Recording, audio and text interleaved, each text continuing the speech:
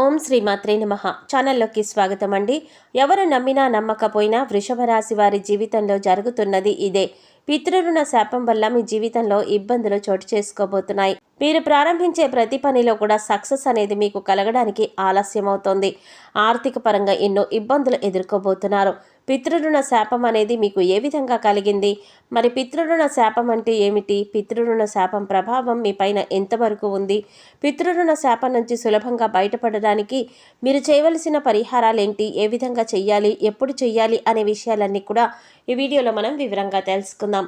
అంతకంటే ముందుగా మీరు కనుక మన ఛానల్ ఇప్పటి వరకు సబ్స్క్రైబ్ చేసుకోకపోతే సబ్స్క్రైబ్ చేసుకొని పక్కనే వచ్చిన బెల్ ఐకాన్ నొక్కి ఆల్ సెలెక్ట్ చేసుకుంటే మేము ఇలాంటి వీడియోస్ అప్లోడ్ చేయగానే ముందుగా మీకు నోటిఫికేషన్ వస్తుంది. వీడియో నచ్చినట్లయితే లైక్ చేసి మీ ఫ్రెండ్స్ అండ్ ఫ్యామిలీ మెంబర్స్లో వృషభ రాశి వారు ఎవరైనా ఉంటే వారితో మర్చిపోకుండా ఈ వీడియోని షేర్ చేసుకోండి. అలాగే వీడియోని ఎక్కడా కూడా స్కిప్ చేయకుండా చివరి వరకు చూస్తేనే మేమేం చెప్తున్నామో మీకు పూర్తిగా అర్థమవుతుంది. ఇక వివరాల్లోకి వెళ్ళిపోతే వృషభ రాశికి చెందిన పురుషులు దృఢ సంకల్పంతో కార్యాచరణ శక్తిని కలిగి ఉంటారు. అనుకున్నది సాధించేంత వరకు నిద్రపోని మనస్తత్వం కలవారై ఉంటారు. వీరు అందరినీ ప్రేమించే మనస్తత్వం కలిగి, అందాన్ని ఆరాధించే హృదయం కలిగి, సంగీతాన్ని ఆస్వాదిస్తారు. వృషభ రాశి వారు ఏ స్థాయిలో ప్రేమిస్తారో అదే స్థాయిలో ఎదుటి వ్యక్తుల నుంచి ప్రేమను ఆశిస్తారు. ఈ గుణం వల్ల వీరు ఫలితాల కోసం ఎంతకాలమైనా ఎదురు చూస్తారు. ఎలాంటి చికాకులైనా ఎదుర్కొంటారు. వృషభ రాశి వారిని కష్టాలు భయపెట్టినా కిందకు పడదోయవు. అదృష్టానికి దగ్గరగా జీవితం నడుస్తుంది. విలాసవంతమైన జీవితం గడుపుతారు. ప్రారంభ జీవితానికి తర్వాత జీవితానికి సంబంధం ఉండదు. వివాహానంతరం జీవితం బాగుంటుంది.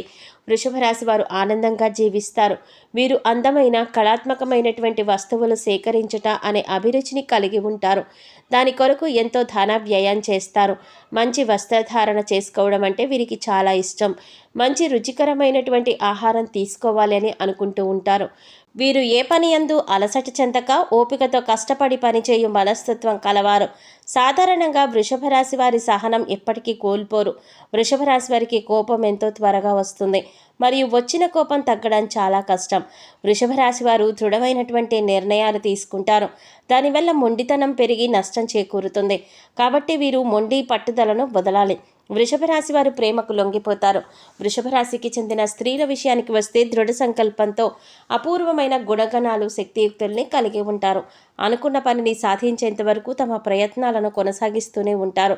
సంగీతం, సౌందర్యం అంటే వృషభ రాశి వారికి అత్యంత ప్రీతిపాత్రం. మొండితనం, స్థిరమైన స్వభావాలు వీరిలో ప్రస్ఫుటంగా కనిపిస్తాయి. వృషభ రాశి స్త్రీలకు కోపం చాలా త్వరగా వస్తుంది. అయితే ఆ కోపం ఎంతోసేపు కొనసాగదు. దాని నుంచి చాలా వేగంగా బయటపడి ఆ విషయాన్ని ఎంతటితో మర్చిపోతూ ఉంటారు. కుటుంబ సభ్యులు తమ పూర్వీకులను, వృద్ధులను చూసుకోవడంలో విఫలమైనందుకు మరియు తమని తాము రక్షించుకోవడానికి విడిచిపెట్టినందుకు వార్షిక ఆచారాలు అంటే సంవత్సరికం, పితృకార్యాలు వంటి ప్రాథమిక అవసరాలు వంటి వాటికి కట్టుబడి ఉండడంలో విఫలమైతే కూడా ఈ పితృరుణ శాపాలు తగులుతాయి. ఇక వృషభ రాశి వారికి పితృరుణ శాపం కారణంగా ప్రతి విషయంలోనూ ఆటంకాలే ఏర్పడుతూ ఉంటాయి. మీరు ఒక పని ప్రారంభించారంటే ఆ పని అనేది ముందుకు వెళ్ళదు. ఏదో ఒక సమస్య అనేది విజృంభిస్తూ ఉంటుంది. వ్యక్తిగత మరియు సామాజిక జీవితంలో ప్రతికూల వాతావరణం మరియు చిన్న విషయాలపైన వాదనలు జరుగుతూ ఉంటాయి. నిరంతరం అనారోగ్య కారణంగా వ్యక్తి ఆర్థిక అలాగే శారీరక సమస్యలను ఎదుర్కొంటారు. అంతేకాకుండా కుటుంబంలో ఆత్మహత్యలు, ప్రమాదాలు వంటి అసహజ మరణాలు కూడా సంభవిస్తాయి. ఎక్కువ కాలం కుటుంబంలో ఏదైనా శుభకార్యాలు నిర్వహించేందుకు ఆటంకాలు ఎదురవుతూ ఉంటాయి. అంతులేని పేదరికం వృషభ రాశి వారికి సంభవిస్తుంది. ఉద్యోగం విషయంలో నిర్ణయాలు తీసుకోవాలి అనుకున్నారనుకోండి, నిర్ణయం దగ్గరే ఆగిపోతుంది. అది ఆచరణలో పెట్టడం అనేది జరగదు. ఉద్యోగంలో ప్రమోషన్ వస్తుందని గట్టి నమ్మకంతో ఉంటారు, కానీ ప్రమోషన్ రాదు. మీకు అప్పగించిన పని మీరంతా శ్రద్ధగా సక్రమంగా చేసినా శ్రమకు తగ్గ ఫలితం మాత్రం రాదు. ఆదాయంలో మార్పులనేవి చోటు చేసుకోవు. ఎటువంటి ప్రమోషన్లు కానీ ఉండవు. పితృరుణ శాపం ఈ విధంగా మిమ్మల్ని వెంటాడుతూ ఉంటుంది. అలాగే ఖచ్చితంగా ఈ పని అయిపోతుంది అని చివరి వరకు వచ్చిన పని కూడా ఆగిపోయేటటువంటి పరిస్థితులు ఎదురవుతాయి.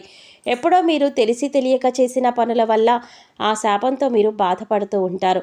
ఏ నిర్ణయం తీసుకున్నా సరే మీకు అనుకూలంగా మాత్రం ఉండదు. అయితే మీరు ఇలా అనుకోవచ్చు, మా తల్లిదండ్రులను మేము చాలా బాగా చూసుకుంటున్నాం కదా, పితృరుణ శాపం అంటున్నారేంటి అని అనుకోవచ్చు. ఈ జన్మలో మీరు మీ తల్లిదండ్రులకు ఏ లోటు లేకుండా చూసుకోవచ్చు, కానీ పూర్వజన్మలో మీ తల్లిదండ్రులు సరిగ్గా చూసుకోకపోవడం కారణంగా మీకు ఈ శాపం అనేది తగులుతుంది. అంతేకాకుండా ఒకవేళ మీరు చేయకపోయినా మీ పూర్వీకులు చేసిన ఆ శాపం అనేది మిమ్మల్ని వెంటాడుతూ ఉంటుంది. ఈ విధంగా మీకు పితృరుణ శాపం అనేది వెంటాడుతుంది. దాని కారణంగా వ్యాపారపరంగా వ్యాపారంలో అభివృద్ధి అనేది ఉండదు. కుటుంబ సభ్యులకి మీకు మధ్య చిన్న చిన్న విభేదాలు వస్తూనే ఉంటాయి. సంతానపరంగా కూడా వాళ్ళ వైపు నుంచి కూడా మీకు ఏదో ఒక సమస్య అనేది వస్తుంది.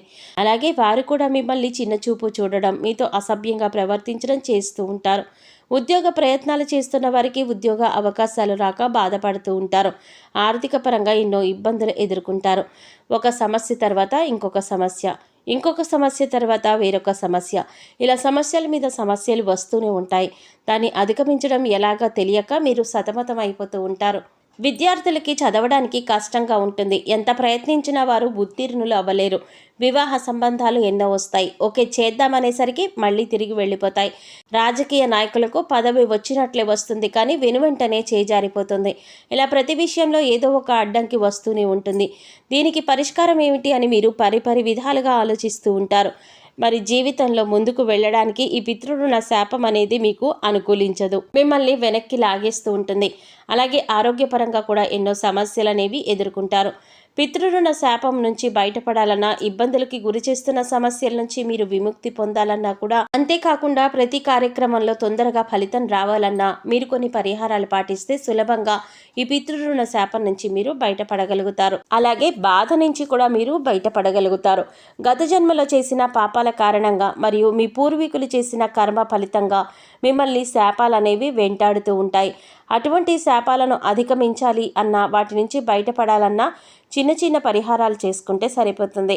ఆ పరిహారాలేంటో ఇప్పుడు మనం వివరంగా తెలుసుకుందాం. ప్రతి అమావాస్య రోజు బ్రాహ్మణులకి మనస్ఫూర్తిగా ఎటువంటి కల్మషం లేకుండా మీకు డబ్బు అయిపోతుంది అని బాధపడకుండా భోజనాలు పెట్టండి. పేదలకు కానీ వృద్ధులకి కానీ వీలైనంత సహాయం చేయండి. డబ్బు రూపంలో కావచ్చు, వస్తువు రూపంలో కావచ్చు, ఆహారం రూపంలో కావచ్చు, మీ ఇష్టం. వాళ్ళకి మీ సహాయాన్ని మాత్రం ముఖ్యంగా అందించండి. వాళ్లకు ఆహారం, బట్టలు, దుప్పట్లు దానం చేయండి. అలాగే మర్రి చెట్టుకు క్రమం తప్పకుండా నీరును పోయండి. మర్రి చెట్టు ఎక్కడున్నా సరే, మీ సమీపంలో ఉన్నా సరే, మీకు దూరంగా ఉన్నా సరే, ఎక్కడున్నా సరే అక్కడికి ప్రతిరోజు వెళ్ళి మర్రి చెట్టుకు నీళ్లు పోయండి. అంతేకాకుండా పక్షులు కానీ, జంతువులు కానీ, ఆవులు కానీ, కుక్కలకు కానీ మరియు ఆహారాన్ని కానీ, పాలను కానీ ఇవ్వండి.